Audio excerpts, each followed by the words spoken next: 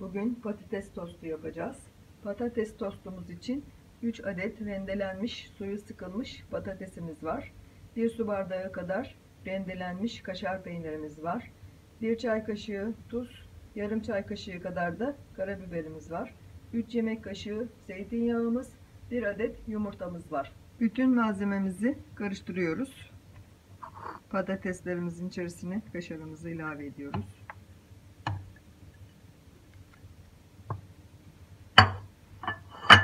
Baharatlarımızı,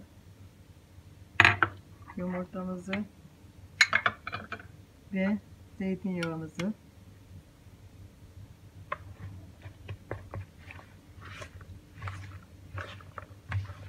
hazırlamış olduğumuz malzememizi tost makinemizin üzerine yerleştirmiş olduğumuz yağlı kağıdın arasına güzelce yerleştiriyoruz. Şöyle düzleştiriyoruz. Makinamızı kapatıp kızarıncaya kadar pişmeye bırakıyoruz. Patates tostumuz pişti. Altı üstü çok güzel nar gibi kızardı. Tostumuzu servise alıyoruz.